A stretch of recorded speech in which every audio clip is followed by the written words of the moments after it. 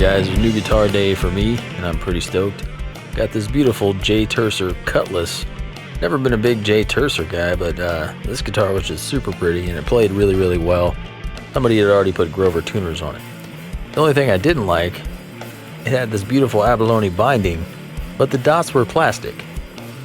I'm going to be upgrading them with these Abalone dots, and you can see that they match pretty closely to the binding. It's the same type of shell. See, there you go. So the first thing we need to do is we need to put marks in our dots to keep the drill bit from wandering. Because the last thing you want to do is to accidentally scar your board with an errant drill bit.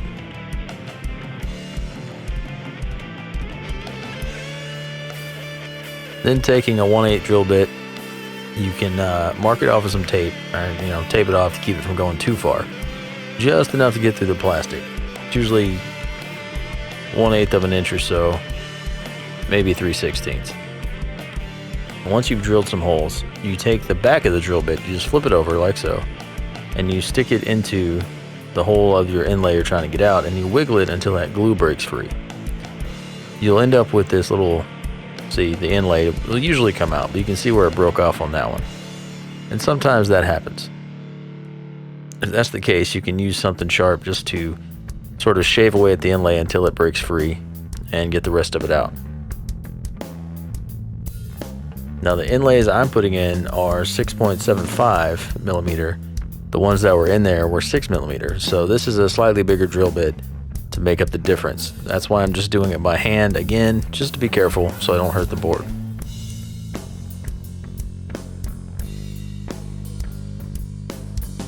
You can see the difference in the size actually.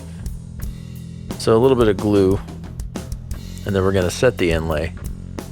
Once you have it in there, you're going to need to press it down, and I'm using a rounded end of a screwdriver that's plastic to keep from breaking the inlay. And once it's close to all the way flush, I'll use the back of a drill bit that's the same size to push it in. And this actually has a little bit of tape on the end of the bit so I don't hurt the inlay. There you go. That's the first one. I have to do this 9 more times.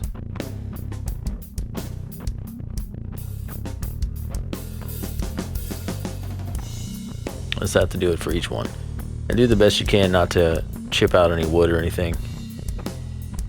We'll level them later. Sometimes, if they're a little bit proud, you can just tap them with a wood block, just like I'm doing now on the end of a bit, until they get flush.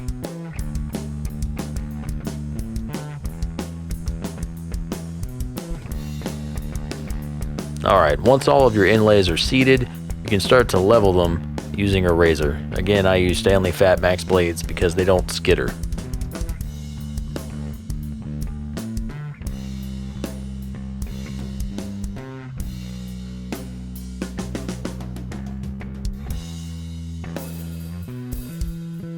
Just be patient, try not to hurt your board. Next step is going to be sandpaper. And I started with 500 grit,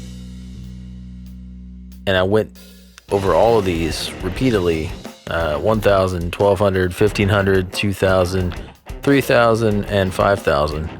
And when I got to 2,000, I started to sand all the frets. And when I got to 5,000, I started sanding the frets themselves and the entire fretboard, because I wanted to make sure that the fretboard had an even looking finish, because this will lighten the board a little bit when you sand it. Using a little bit of acetone, cleaning off the fretboard, and what the acetone will do is it will actually dissolve any super glue that has come up from around the fret markers. Now I'm using some polishing compound in my Dremel. I went ahead and put a little bit of a buff on my frets. I didn't mirror polish them or anything. But you can use the Dremel polishing compound to polish up the fret markers, on the Abalone anyway, and it makes them really shine. It makes it look like you've got some clear coat over them when you actually don't.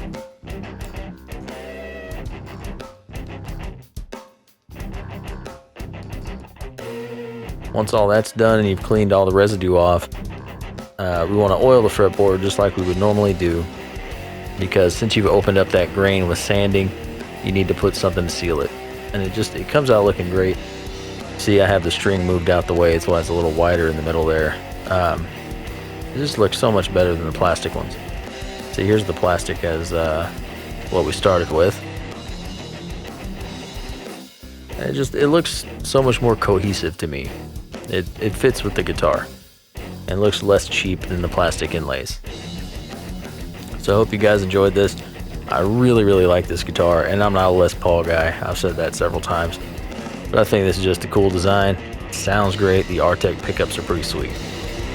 So guys, I appreciate you watching, and I hope this has given you some ideas of some things you can do to your instruments. Just like, share, and subscribe. Help me out, and tell your friends. Word of mouth really helps me out. Thanks, guys. Bye.